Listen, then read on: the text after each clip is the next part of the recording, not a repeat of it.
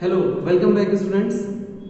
आज हम class 11th accountancy का जो चैप्टर हम कवर कर रहे थे वो चैप्टर था financial statement of sole proprietorship concern. आज उसी चैप्टर में हम फाइनेंशियल स्टेटमेंट प्रिपेयर करना सीखने वाले हैं। आज का हमारा ये लेक्चर है फाइनेंशियल स्टेटमेंट में trading account, profit and loss account और बैलेंस शीट को प्रिपेयर करना। क्या कॉन्सेप्ट है trading account and profit and loss account के, क्या कॉन्सेप्ट है, इसे पढ़ना समझना। ठीक है, ट्रेडिंग अकाउंट क्यों बनाया जाता है, ठीक है, उसके फॉर्मेट्स क्या हैं, उसके कंटेंट्स क्या हैं, इस बारे में हमको यहाँ पे समझना है। और उसके बाद हम सीखेंगे कि किस तरीके से profit and loss account prepare किए जाते हैं। तो चलिए स्टार्ट करते हैं ट्रेडिंग अकाउंट। तो आइए स्टार्ट करते हैं। देखिए, ट्रेडिंग अकाउंट का जो फॉर्मेट है बहुत ही सिंपल है। फॉर्मेट है सबसे पहले जिस ऑर्गेनाइजेशन या जिस बिजनेस के लिए आप क्या करना चाह रहे हैं, बिजनेसमैन के लिए आप ट्रेडिंग अकाउंट बनाना चाह रहे हैं, उसका नाम लिख दीजिएगा। ठीक है, या ट्रेडिंग अकाउंट, सबसे पहले ट्रेडिंग अकाउंट, ठीक है, ऑफ जो भी आपका पार्टी है ना, बिजनेसमैन है, उसका लिख लीजिए। फिर यहाँ पे लिखिए, यहाँ पे उसका नाम, फिर लिखिए फॉर द ईयर एंडेड, जो भी अकाउंटिंग ईयर एंड होने वाला है, ठीक है, उसके बारे में लिखिए for the year ended. Generally कि 31 मार्च या दिसंबर होते हैं, या दिसंबर, जनरली किसी भी अकाउंटिंग बिजनेस ऑर्गेनाइजेशन के लिए जो फाइनेंशियल स्टेटमेंट प्रिपेयर होते हैं उनका क्लोजिंग ईयर होता है 31 मार्च या 31 दिसंबर, अब जो भी ईयर हो, ठीक है, 21 सो ऑन, जैसा भी, ठीक है, ओके, ये फॉर्मेट है उसका। फिर आप क्या करें, इस तरीके से डेबिट और क्रेडिट के उसमें फॉर्मेट को आप ड्रॉ कर लीजिए। ठीक है, डेबिट और क्रेडिट का फॉर्मेट जो है, आप डेबिट क्रेडिट फॉर्म में आप क्या करना है, आपको डेबिट साइड और क्रेडिट साइड के फॉर्म में आपको फॉर्मेट ड्रॉ करना है। फॉर्मेट बहुत इजी है इसका। पर्टिकुलर अमाउंट, ये इसके फॉर्मेट है।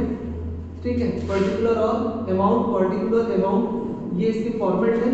ठीक है, जो जैसे कि आप देख रहे हैं सामने, मैं इनका फॉर्मेट ड्रॉ कर रहा हूँ। ठीक है, ओके, एक साइड डेबिट का होगा जबकि दूसरा साइड होगा क्रेडिट का।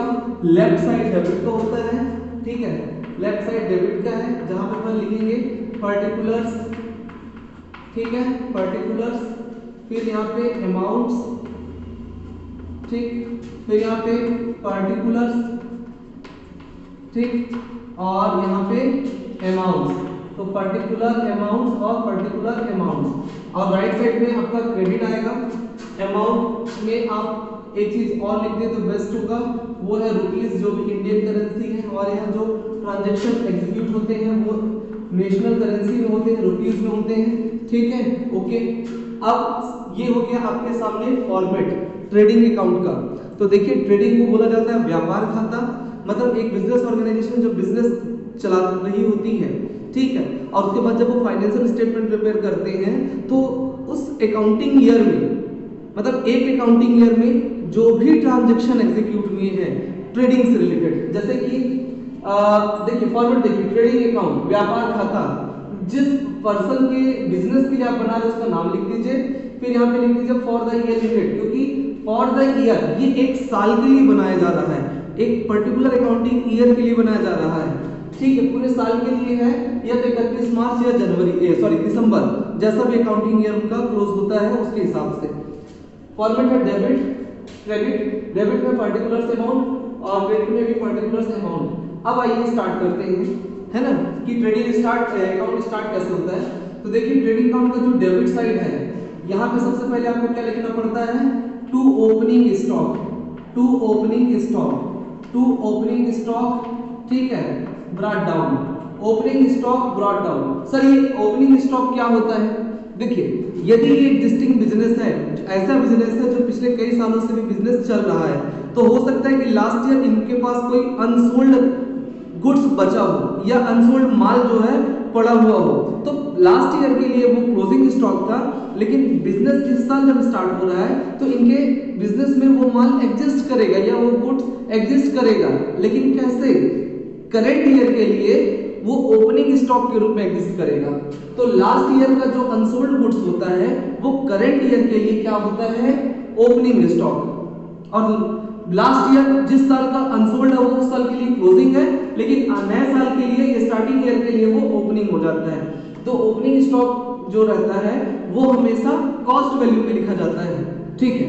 ओके, सबसे पहले यहाँ पे आपको लिखना है ओपनिंग स्टॉक। ओपनिंग स्टॉक में क्या लिखना होता है आपको कि कोई भी स्टार्टिंग में बिजनेस के स्टार्ट होने से पहले ही कुछ अनसोल्ड माल या गुड्स लास्ट ईयर का पड़ा हुआ है जो इस अकाउंटिंग ईयर में हम उसको यूज करने वाले हैं सेल करने के लिए, तो वो हमारा ओपनिंग स्टॉक होगा, ठीक है। उसके बाद देखिए यहाँ पे आपको लिखना है क्या, परचेसेस, परचेस या परचेसेस, लेकिन कैसे परचेस लिखने आपको, नेट वाली। सर ये परचेसेस और ये नेट का क्या मतलब, परचेस का मतलब ये है, अब जैसे बिजनेस ऑर्गेनाइजेशन क्या कर रही है, कुछ गुड्स क्या कर रही है, परचेस करेंगे, भाई परचेस करेंगे तभी तो सेल होगा, गुड्स को परचेस करके सेल करना ही तो ट्रेडिंग एक्टिविटी है। तो कहने का मतलब ये है कि ओपनिंग स्टॉक जितने का भी रहा होगा उसके अलावा भी बिजनेस ऑर्गेनाइजेशन क्या करते हैं, पहले गुड्स को परचेस करते हैं। तो जब भी परचेस करेंगे तो आपको डेबिट अकाउंट साइड में, ट्रेडिंग अकाउंट के डेबिट साइड में टू परचेसेस में लिखना होगा। अब यहाँ पे एक वर्ड लिखा हुआ नेट, तो नेट का क्या मतलब होता है, इधर देखिए यहाँ पे होता है कि अब चूंकि परचेस दो तरीके से हो सकते हैं, एक है कैश परचेस, ठीक है, दूसरा है क्रेडिट परचेस। कैश परचेस और क्रेडिट परचेस हो सकता है कि कुछ जो परचेस किए गए हैं बिजनेस ऑर्गेनाइजेशन के द्वारा या बिजनेसमैन के द्वारा जो परचेसेस किए गए हैं उनमें से हो सकता है कुछ कैश में हो और कुछ क्रेडिट में हो। कैश परचेस हो या क्रेडिट परचेस हो, परचेस तो दोनों ही हैं, मतलब उनके जब हम टोटल करते हैं ना तब जाके हमें उनकी एक्चुअल वैल्यू पता चलेगी या टोटल वैल्यू पता चलती है। तो टोटल परचेस के लिए हमको क्या करना पड़ेगा, टोटल परचेस के लिए हमको कैश परचेस और क्रेडिट परचेस को जोड़ना है, ऐड करना है, और उससे भी कोई रिटर्न है तो उस रिटर्न को हमको क्या करना पड़ेगा, डिडक्ट करना पड़ेगा, माइनस करना पड़ेगा।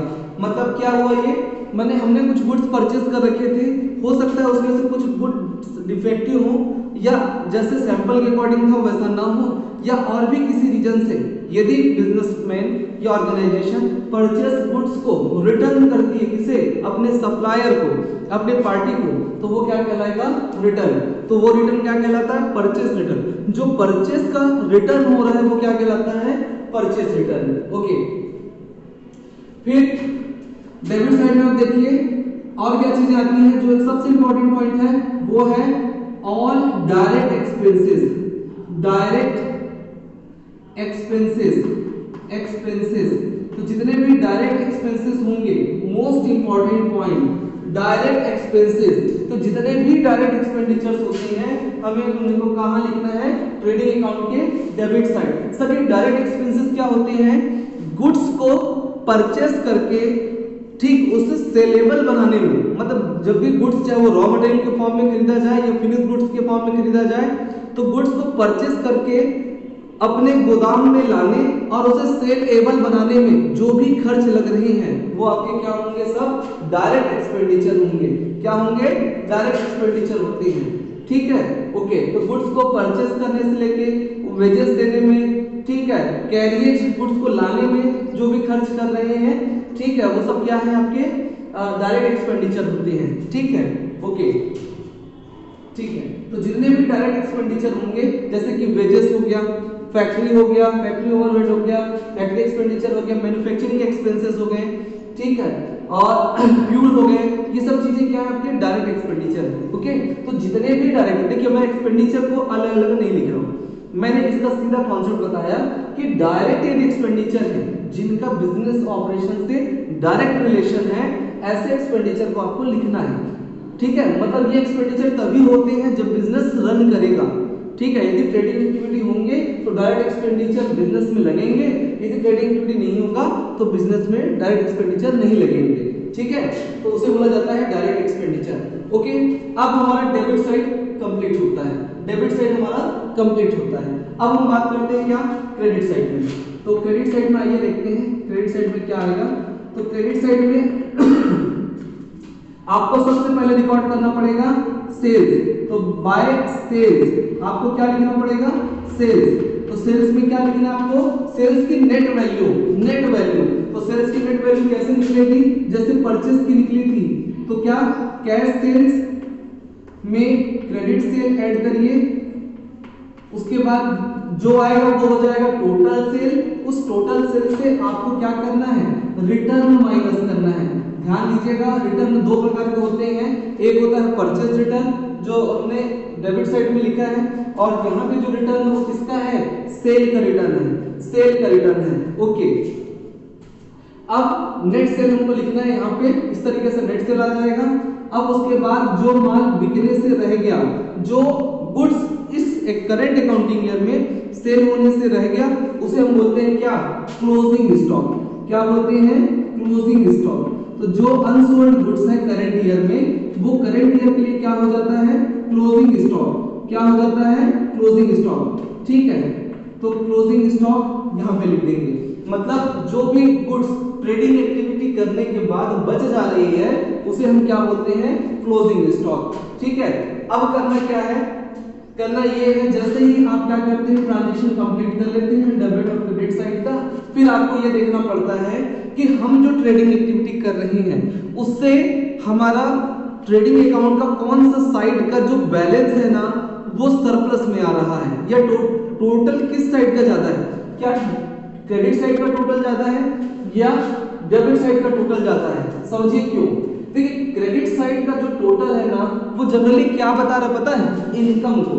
क्या बता रहा है, इनकम को। और जो डेबिट साइड का जो टोटल है वो किस चीज को बता रहा है, एक्सपेंडिचर को। तो कहने का मतलब ये है, यदि क्रेडिट साइड इनकम को शो कर रहा है, डेबिट साइड एक्सपेंडिचर्स को शो कर रहे हैं, और यदि क्रेडिट साइड इनकम का साइड यदि ज्यादा है, यदि इनकम का जो टोटल है उसकी वैल्यू क्या है, हायर है या एक्सेस है किससे, डेबिट साइड के टोटल से, तो जो डिफरेंस अमाउंट आएगा वो क्या बताएगा, अपने आप में ग्रॉस प्रॉफिट, अपने आप में क्या शो करेगा, प्रॉफिट। लेकिन कैसा प्रॉफिट, ग्रॉस प्रॉफिट। कैसा प्रॉफिट, ग्रॉस प्रॉफिट। ठीक है, तो ये इस प्रकार से ग्रॉस प्रॉफिट क्या होगा, आपका बैलेंसिंग फिगर होगा, बैलेंसिंग फिगर होगा क्या, ग्रॉस प्रॉफिट। ओके, ठीक। तो इस तरीके से जीपी निकलेगा आपका ग्रॉस प्रॉफिट। अब ग्रॉस प्रॉफिट को फिर से समझिएगा, एक बार और समझा देता हूं। ठीक है, ये जो टोटल आया है, ठीक है, आपको क्या करना है, देखना है कि साइड किसका ज्यादा है। यदि क्रेडिट साइड ज्यादा है, डेबिट का बैलेंस कम है, तो जो डिफरेंस अमाउंट आएगा वो ग्रॉस प्रॉफिट होगा। क्या होगा, ग्रॉस प्रॉफिट। और ये ग्रॉस प्रॉफिट को हम यहाँ लिखेंगे डेबिट साइड में, और इसके ये जो बैलेंस है ना ये कहाँ ट्रांसफर हो जाता है, प्रॉफिट एंड लॉस अकाउंट में। फिर से हम ट्रांसफर भी करते हैं, कहाँ, ट्रांसफर टू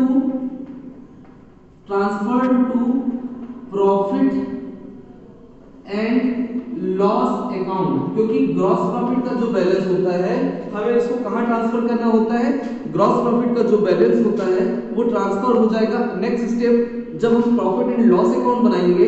तो क्योंकि ट्रेडिंग अकाउंट के डेबिट में बैलेंस है, तो जब पीएल अकाउंट बनाएंगे तो उसके क्रेडिट में बैलेंस आएगा। ठीक है, तो इस प्रकार से क्या होता है, आपका ग्रॉस प्रॉफिट निकल जाए। लेकिन सोचिए कि आप ध्यान से देखिए, मान लीजिए आपका जो डेबिट साइड का टोटल है ना, मतलब एक्सपेंडिचर का टोटल क्या है, ज्यादा है, और इनकम का टोटल यदि कम है, तो आप ही सोचिए वो क्या होगा, इसका जस्ट अपोजिट होगा, ग्रॉस लॉस। ऐसा समझिए आपका जो डेबिट साइड है वो 1 लाख रुपए, 1 लाख रुपीज है, और एक्सपेंडिचर 1 लाख रुपए का है, और इनकम 80,000 का है, 80,000 का है। तो डिफरेंस कितना है, 20। इनकम कम है, एक्सपेंडिचर ज्यादा है, तो वो अपने आप में लॉस को रिप्रेजेंट करेगा या शो करेगा। यदि डेबिट साइड का टोटल ज्यादा है, क्रेडिट का यदि कम है, तो जो बैलेंस आएगा वो क्या बताएगा, ग्रॉस लॉस। तो यदि ग्रॉस लॉस आएगा तो आपको किधर लिखना है, इस साइड, ग्रॉस लॉस। ठीक है, तो ये भी क्या हो जाएगा आपका बैलेंस। ठीक है, ये भी आपका क्या हो जाएगा, बैलेंस। ओके, अब ये भी कहां ट्रांसफर हो जाता है, प्रॉफिट एंड लॉस अकाउंट के, transfer to profit and loss account. तो प्रॉफिट एंड लॉस अकाउंट के में ट्रांसफर हो जाएगा, लेकिन इसमें प्रॉफिट एंड लॉस अकाउंट के डेबिट साइड। तो इस प्रकार से ये ट्रेडिंग अकाउंट का कॉन्सेप्ट आज के लिए कंप्लीट होता है। ठीक है, आपको ये ध्यान रखना है कि ओपनिंग स्टॉक से डेबिट साइड आएंगे, जब भी परचेसेस होंगे आपके डेबिट में आएंगे। और परचेसेस आपको ध्यान रखना नेट वैल्यू लिखना होता है। परचेसेस आपको हो सकता है कैश और क्रेडिट करके दिया हो, आपको टोटल परचेस निकाल के उससे रिटर्न माइनस करके आपको नेट वैल्यू लिखना है। डायरेक्ट एक्सपेंडिचर एक बहुत इंपॉर्टेंट पॉइंट है, आपको डायरेक्ट एक्सपेंसेस को समझना होगा, पहचानना होगा, आइडेंटिफाई करना होगा। तो जैसे ही आप डायरेक्ट एक्सपेंडिचर को आइडेंटिफाई कर पाएंगे, आपको कहाँ लिखना है, ट्रेडिंग अकाउंट में। उसके बाद क्रेडिट में आना है, आपको सेल्स की नेट वैल्यू लिखना है, कैश सेल्स में क्रेडिट्स को जोड़ना है, ऐड करना है। उसके बाद क्या करना है, आपको रिटर्न को माइनस करना पड़ेगा। क्या करना पड़ेगा, आपको रिटर्न को माइनस करना पड़ेगा। इससे आएगा क्या, वो आएगा नेट सेल, ठीक है, एक्चुअल में सेल इस वैल्यू की हुई। और उसके बाद कोई स्टॉक यदि बच गया है तो उसको लिख दीजिए। अब उसके बाद देखिए कि साइड किसका ज्यादा है, यदि क्रेडिट साइड हायर है, डेबिट साइड कम है, तो उसमें होगा क्या, जो डिफरेंस आएगा वो ग्रॉस प्रॉफिट होगा और इसके just opposite gross loss. Thank you. और अब हम कल इससे कुछ प्रैक्टिकल क्वेश्चंस एक्सरसाइज करेंगे, ठीक है। और कल मैं आपको प्रॉफिट एंड लॉस अकाउंट भी बनाना या प्रिपेयर करना आपको सिखाने वाला हूं। तो ठीक है, अब मिलते हैं अगले नेक्स्ट वीडियो में। Okay, thank you.